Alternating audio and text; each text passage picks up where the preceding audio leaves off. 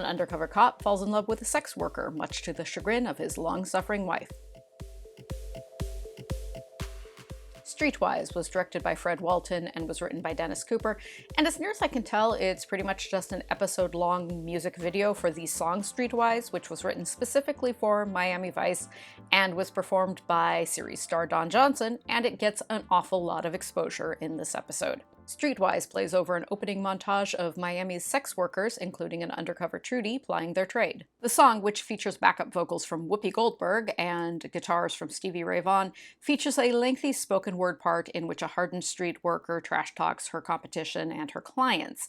On the track, this is performed by Olivia Brown, and in this episode, Olivia, as Trudy, pantomimes her way through this entire part. The end result is really strange. It's like Miami Vice suddenly turned into a musical about hookers. Streetwise is the only song used in this episode, apart from some Jan Hammer instrumentals. It'll also play over the end sequence as well. Vice raids a hotel and arrests a sex worker named Carla, played by Deborah J. Adair, and her boyfriend, an undercover cop with Overton Vice named Vic Romano, who is played by the late and much-missed Bill Paxton, who was having himself a pretty good year when this episode aired in 1986. Though he'd been working steadily for many years, his biggest role up to that point, in Aliens, where he played Private Hudson, had come out in theaters earlier that year. Carla has some pharmaceutical-grade cocaine on her, given to her by a sex worker named Roxanne, so Vice arrests both Carla and Vic. Carla and Roxanne's brutal pimp, a sharp-dressed man named Silk, who is played by future action star and vampire hunter Wesley Snipes, murders Roxanne for swiping a pound of coke from him. Castillo agrees to let Vic help Vice locate the source of the cocaine on the condition that he stays away from his beloved Carla, who is still in jail. So Crockett and Vic team up and find Silk at a club. Crockett introduces himself as Sonny Burnett and offers to partner with Silk to move the coke, but Silk turns him down.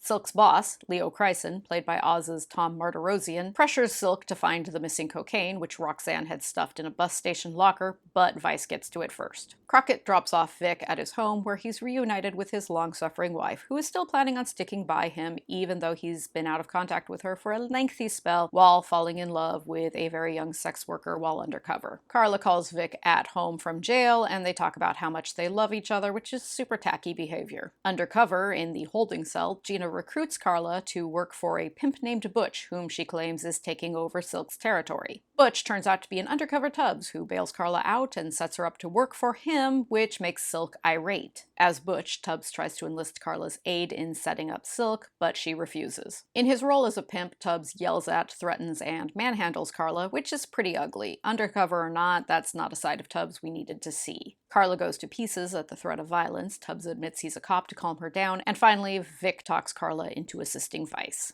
Tubbs and Carla arrange to meet Silk at a club to return the key to Roxanne's bus locker, where Silk believes the cocaine is still stored. Crockett and Vic learn from Leo Kryson that Silk is planning to kill Tubbs and Carla, so Vic grabs a gun and heads to the club to save her. A gunfight ensues, during which both Vic and Silk are shot, and Vic dies in Carla's arms. Despite Vice's efforts to get Carla into a halfway house, she's back on the streets before the end credits roll, while Don Johnson's Streetwise plays yet again. Certainly we've seen before on Miami Vice how long-term undercover work can skew your moral compass, and we're clearly supposed to view Vic as a worst-case scenario version of Crockett and Tubbs. Crockett even gives Vic a pretty heartfelt speech about how undercover work can screw with your head. He gives Vic a big pass for his crappy behavior, adopting a "hey, we've all been there" attitude, which, I don't know, Crockett, were you cheating on Caroline with a very young sex worker during your marriage?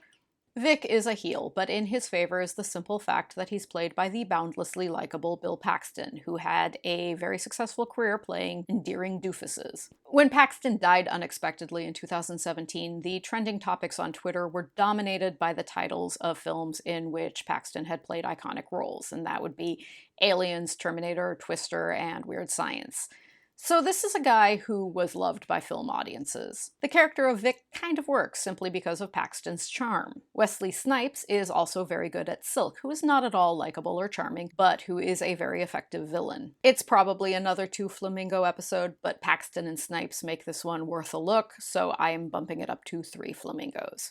Next time, Crockett tries to stop the execution of a death row inmate, in an episode that will eventually have far-reaching repercussions for the entire series. Please join me then, and in the meantime, please find me on Twitter or subscribe to my channel, and I'll meet you here later. Goodbye.